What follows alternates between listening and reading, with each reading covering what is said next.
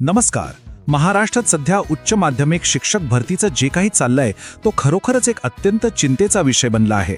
राज्याचा शिक्षणाचा दर्जा आणि हजारो तरुणांचं भविष्य यावर अवलंबून असूनही ही संपूर्ण भरती प्रक्रिया एका मोठ्या प्रशासकीय कोंडीत अडकली आहे.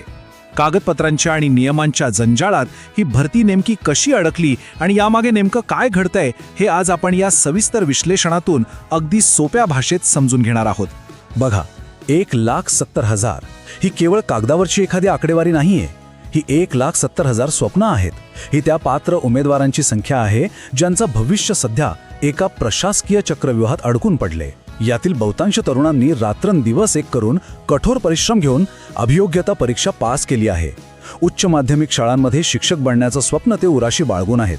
पण एका तांत्रिक आणि प्रशासकीय विलंबामुळे या सगळ्यांच्या आशा सध्या अधांतरी लटकत आहेत. हा विषय फक्त एका सरकारी फाईलचा नाहीये, तर इतक्या मोठ्या प्रमाणावरील मानवी आयुष्यांचा आणि त्यांच्या रोजगाराचा आहे. आज आपण नेमक्या कोणत्या मुद्द्यांवर बोलणार आहोत ते पाहूया. सध्याची भरतीची स्थिती, संच मान्यता आणि रोस्टरचा हा सगळा गोंधळ, 31 मेची अत्यंत महत्त्वाची डेडलाईन, उमेदवारांचं भविष्य आणि शेवटी प्रशासन यावर काय म्हणतंय, हे सगळे टप्पे आपण थोडक्यात कव्हर करणार आहोत. तर सुरुवात करूया पहिल्या टप्प्यापासून. सध्या शिक्षक भरती प्रक्रियेची नेमकी स्थिती काय आहे? शिक्षण विभागाने 2025च्या अभियोग्यता परीक्षेच्या आधारावर पवित्र पोर्टल पुन्हा सुरू केलंय. हे म्हणजे अगदी एका नव्या कोऱ्या महामार्गाचं उद्घाटन करण्यासारखं आहे. तांत्रिकदृष्ट्या बघितलं तर हे पोर्टल आता पूर्णपणे ओपन आहे. शाळांना त्यांची रिक्त जागा इथे टाकण्याची सोय दिली गेलीय. पण गंमत बघा, पोर्टल नावाचा हा महामार्ग खुला असूनही उच्च माध्यमिक शाळांना त्यावर गाडी आणताच येत नाहीये. का? कारण त्यांना एका विशिष्ट प्रशासकीय प्रक्रियेतून जावं लागतं आणि ती प्रक्रियाच अजून पूर्ण झालेली नाहीये. आता आपण दुसऱ्या टप्प्याकडे वळूया, जिथे खरा गुंता आहे, संच मान्यता आणि रोस्टरचा. सर्वात आधी ही संच मान्यता म्हणजे नेमकं काय ते आपण समजून घेऊ. अगदी सोप्या भाषेत सांगायचं तर एखाद्या शाळेत विद्यार्थी किती आहेत याच्या आधारावर त्या शाळेला किती शिक्षकांची गरज आहे हे सरकारकडून अधिकृतपणे ठरवलं जातं. त्याला संच मान्यता म्हणतात. हा कुठल्याही भरती प्रक्रियेचा अगदी पहिला आणि सर्वात महत्त्वाचा बेस आहे. जोपर्यंत शाळेत विद्यार्थ्यांची संख्या निश्चित होऊन संच मान्यता मिळत नाही तोपर्यंत शाळेला हेच कळत नाही की अधिकृतपणे किती शिक्षकांच्या जागा भरायच्या आहेत. आणि एकदा का संच मान्यता मिळाली की किती पदे भरायची हे फिक्स होतं. मग पुढची पायरी येते ती रोस्टरची, ज्याला आपण बिंदू नामावली म्हणतो. म्हणजेच ज्या जागा भरायच्या आहेत त्या नेमक्या कोणत्या प्रवर्गासाठी म्हणजेच कॅटेगरीसाठी आरक्षित आहेत त्याचं हे कायदेशीर रेकॉर्ड असतं. हे रोस्टर मागासवर्ग कक्ष आणि विभागीय आयुक्तांकडून मंजूर करून घेणं बंधनकारक असतं. ही बिंदू नामावली अपडेट झाल्याशिवाय कोणत्याही शाळेला आपली पदं भरताच येत नाहीत. आता हा सगळा घटनाक्रम एका मोठ्या ट्रॅफिक जाम सारखा झालाय. बघा, पहिली पायरी संच मान्यता मिळवा. ती मिळाली की दुसरी पायरी रोस्टर मंजूर करा. आणि हे दोन्ही टप्पे पार झाल्यावरच तिसरी पायरी येते पवित्र पोर्टलवर जाहिरात देणे. पण आता अडचण अशी आहे की उच्च माध्यमिक शाळांचा पहिलाच टोल नाका बंद असल्यासारखी स्थिती आहे. संच मान्यताच पूर्ण झालेली नाहीये. शाळांनी रोस्टरच्या फाईल्स पाठवल्या खऱ्या, पण संच मान्यता नसल्याने त्या फाईल्स परत येत आहेत. परिणामी पवित्र पोर्टलवर जाण्याची तिसरी पायरी गाठता येणं सध्या तरी अशक्यच दिसतंय. आता आपण तिसऱ्या अत्यंत महत्त्वाच्या टप्प्यावर येऊ. ती म्हणजे 31 मेची डेडलाईन.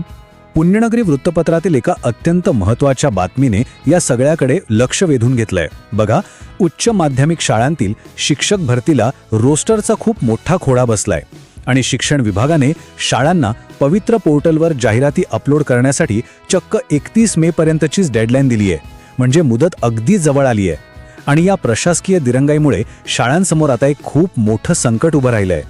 ही 31 मेची डेडलाईन इतकी गंभीर का मानली जाते? शिक्षण विभागाच्या सूचनेनुसार 31 मे पर्यंत रिटायर होणाऱ्या शिक्षकामुळे ज्या जागा रिकाम्या होणार आहेत त्या सर्व संभाव्य जागा पोर्टलवर दाखवणं अनिवार्य आहे. पण खरा गोंधळ इथेच आहे. या संभाव्य जागा दाखवण्यासाठी 2025-26 या शैक्षणिक वर्षाची संच मान्यता लागते आणि तीच तर अजून मिळालेली नाहीये. नवीन संच मान्यता नाही, त्यामुळे भविष्यातल्या जागा दाखवताच येत नाहीत. आणि जर या डेडलाईनच्या आज जागा दाखवल्या गेल्या नाहीत तर या शाळांमधील शिक्षक भरती चक्क पुढची अनेक वर्ष रखडेल, अशी मोठी भीती व्यक्त केली जाते. यामुळे झालंय काय, शाळा आणि संस्थाचालकांची अवस्था अगदी इकडे आड आणि तिकडे विहीर अशी झालीय. एकीकडे त्यांच्याकडे संच मान्यता नाही म्हणून ते पोर्टलवर जागा दाखवू शकत नाहीत, आणि दुसरीकडे पोर्टलच्या बाहेर जाऊन थेट भरती केली तर ते पूर्णपणे बेकायदेशीर ठरेल. संस्थाचालक या दोन मोठ्या अडचणींच्या मधोमध अडकलेत आणि यातून मार्ग कसा काढायचा हा मोठा प्रश्न आहे. या सगळ्याचा परिणाम कुणावर होतोय? आपणच चौथ्या टप्प्यात पाहूया त्या 1,70,000 उमेदवारांचं भवितव्य. सध्याचं हे वास्तव खरंच खूप विदारक आहे. एका बाजूला रात्रंदिवस एक करून अभियोग्यता परीक्षा दिलेले 1,70,000 तरुण तरुणी आहेत. ते पूर्णपणे पात्र आहेत आणि नियुक्तीच्या आशेवर रांगेत उभे आहेत. पण दुसऱ्या बाजूला पोर्टलवर उच्च माध्यमिक शाळांच्या जागाच दिसत नाहीयेत. जर जागा पोर्टलवर आल्याच नाहीत तर या पात्र उमेदवारांच्या रोजगाराच्या संधी तिथेच संपुष्टात येतील. केवळ कागदपत्रांच्या आणि प्रशासकीय दिरंगाईमुळे या लाखो तरुणांवर बेरोजगारीची कुऱ्हाड कोसळण्याची शक्यता निर्माण झाली आहे. शेवटच्या टप्प्यात आपण पाहूया की या सगळ्यांवर प्रशासनाचं नेमकं काय म्हणणं आहे आणि पुढची पावलं काय असतील. या सगळ्या तणावाच्या वातावरणात राज्याचे शिक्षण संचालक डॉक्टर महेश पालकर यांचं एक महत्त्वाचं स्टेटमेंट आलंय. ते म्हणतायत की उच्च माध्यमिक शाळांच्या संच मान्यतेचं काम सध्या चालू आहे आणि येत्या 5-6 दिवसात ते पूर्ण होईल. त्यानंतर शाळांना भरतीची पुढची कारवाई करता येईल. हे ऐकायला नक्कीच थोडं दिलासादायक वाटते. प्रशासनाच्या म्हणण्यानुसार हा संच मान्यतेचा मुख्य अडथळा आता शेवटच्या टप्प्यात आहे आणि लवकरच भरतीचा मार्ग मोकळा होईल.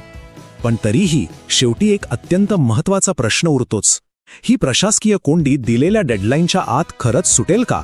की कागदपत्रांच्या या लालफितशाहीमुळे त्या 1,70,000 उमेदवारांना नोकरीसाठी पुन्हा एकदा पुढच्या शैक्षणिक वर्षाची वाट पाहत बसावं लागेल? याचं उत्तर आपल्याला येणाऱ्या काळातच मिळेल. तोपर्यंत हा सगळा घटनाक्रम आपण नक्कीच फॉलो करत राहू.